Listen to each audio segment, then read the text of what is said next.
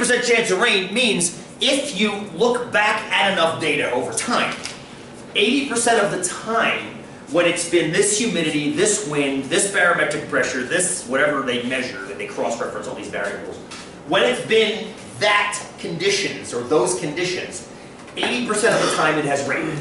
There's your 80% chance of rain. There's also some other stuff that goes into weather reporting that I really don't understand. I think it involves prayer. But nonetheless, you ever notice that there's never a window? There's never a window in a weather station. They've got technology out the window, but there's no window in a weather station. Sometimes they go up on the roof. Sometimes they will. And I'm not saying that Bob Shaw isn't awesome. I think the local weather around here is phenomenal, especially considering it's a freaking mountain range keeping them away most of the time.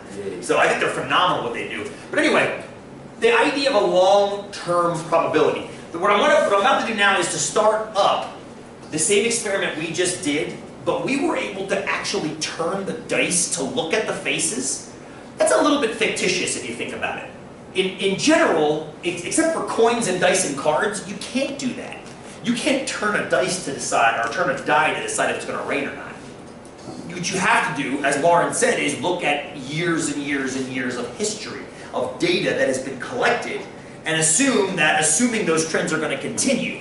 So basically, what Bob has to do, and all the other people that work locally and everywhere have to do, is they essentially have to do like we did last time. So up here, you might recognize these guys from last time. Those are the two pie charts from our die rolls from last class. But what I've done now is I've got two of them, and here they are down here, die 1, die 2. And I've got their sum right here. So every time I press F9, you're going to get a new sum of the dice. Now notice what's happening down here. Check out these guys right here. It should be evening out. They're beginning to even out, right? Just like they should be over time.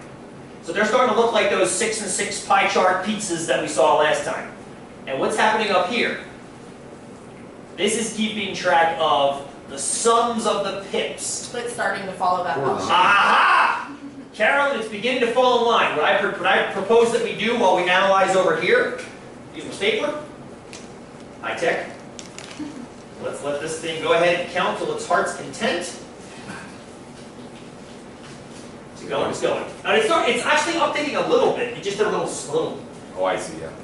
Now the chart itself is updating real time, but the graph there, it just shifted a little bit. So let's turn this off. Let it do its thing. It's collecting the data just like we did. You might notice this column right here is the current roll column. So the red one that's flying through indicates the roll that's happening right now at that moment. Notice how many of them are happening in the middle and how every once in a while you get one out here, right? Here, go away from Bob's. Ah! Ah! There's like 3 in a row right there. Did you see that? It's freaking awesome. I'm jumping. Stay, guys. Oh! Ah! Ah! Now, I'm seeing an awful lot of them. They're going by very quickly. I mean, there's 30. There's 30 more. There's 30 more. There's 30. So every 36, we should be getting snake eyes. But every 36? On average. Most important 2 words. Every 36 on average. Now, right there, like boxcars within 40. But on average, it's going to act. Well, we'll see. Actually, I shouldn't say that. On average, we're going to see what it averages out to. We're going to let this thing roll for a while and come back to it. Yes, Sarah. What are you thinking about right now?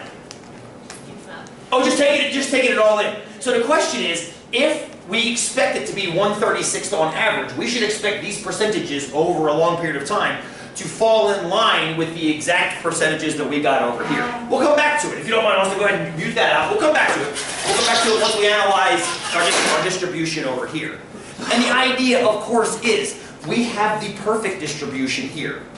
But that perfect distribution was gotten a little bit fictitiously. We had the dice in our hand and we were turning it. What's theoretical? Theoretical means you can actually mathematically figure out exactly what the probabilities have to be.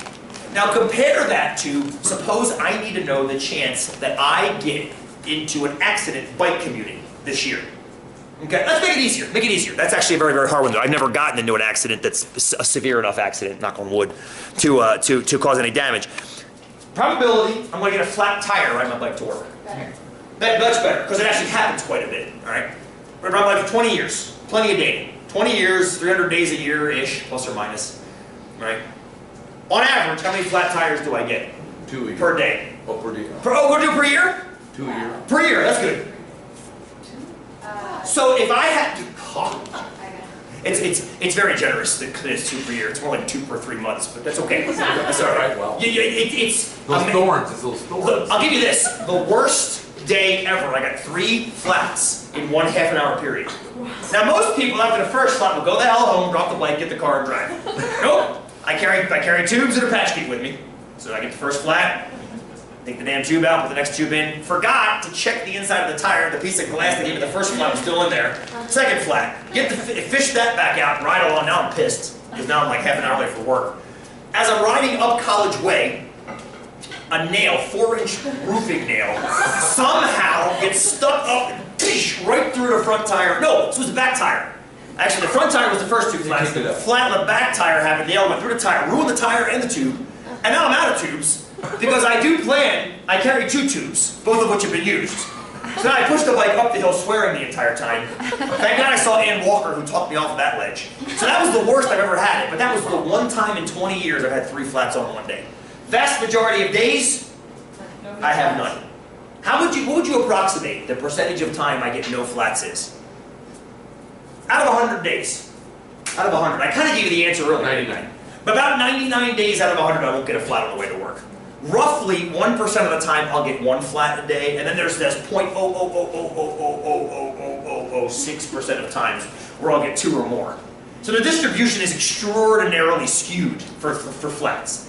But that's the kind of thing you want to know. Should I carry a patch kit? Should I carry a tube? Then it becomes a trade-off model, right? How much of a pain in the ass is it to carry the tools? Not really, I got a backpack on anyway. You throw it in the bottom of the backpack and forget about it until you need it.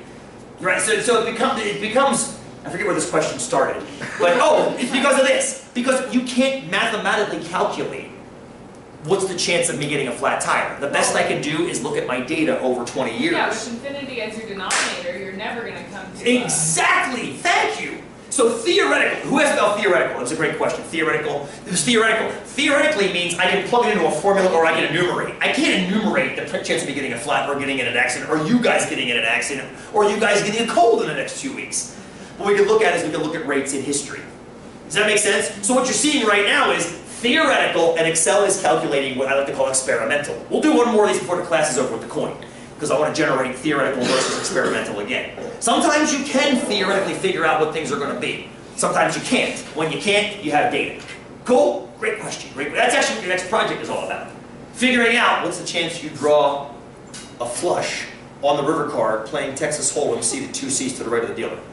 You cannot calculate that mathematically, but you can simulate it using Excel, which you will do in your project. And that's the kind of stuff that becomes too hard to do theoretically, mathematically, but you can totally simulate it to get a reasonable response. The quick and easy answer is I think 1 in 500 or 1 in 200. I forget. I'm going by memory now. I think it's 1 in 500. And people always tell me that 1 in 500. Like, how do you know that? Like, I don't know. Somebody told me. Okay, that's a good answer, assuming that person was right. What you'll do is you'll see if they're right or not. Cool? Long-winded answer. I apologize. Back over to here. Back over to here. Great question.